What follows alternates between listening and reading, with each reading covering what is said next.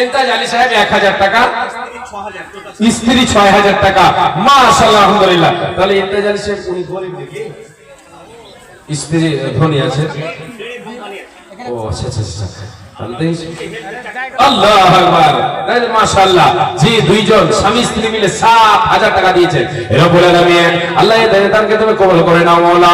আল্লাহ কি উদ্দেশ্য দিয়েছো দোষ পূরণ করে দাও। আল্লাহ খেতে খাওয়া বরকত দাও, সৎ এবং করা তুমি তৌফিক দাও। তুমি অতি দয়াময় দয়ার ভান্ডার, গুনাহ কাটা মাফ করো বান্দা বান্দীদের তোমার।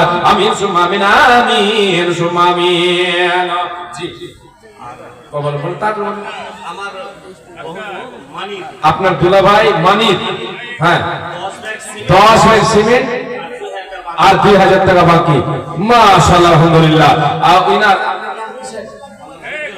হিফজুর রহমান সাহেব, আচ্ছা আচ্ছা, এই মাদ্রাসার শিক্ষক, উনার দুলাভাই 10 ব্যাগ সিমেন্ট এবং 2000 টাকা। মাশাআল্লাহ, আলহামদুলিল্লাহ। জি, তাহলে এই গ্রামের দান কিন্তু দেখছি কম হচ্ছে, বুঝতে পারছি।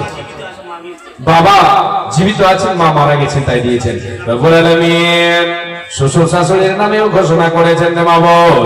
হে রব্বুল আলামিন, আল্লাহ তার বাবা মা এবং শ্বশুর শাশুড়ির মধ্যে যে কবর পাশে হয়ে গেছে, তার কবর কালো আলোকিত করে দাও। রুহের মাগফিরাত করো। যারা দুনিয়ায় বেঁচে আছে তাদের ভেতরে আল্লাহ তাদেরকে ইমানে হালাতে রাখো, সুস্থ সবল অবস্থায় রাখো।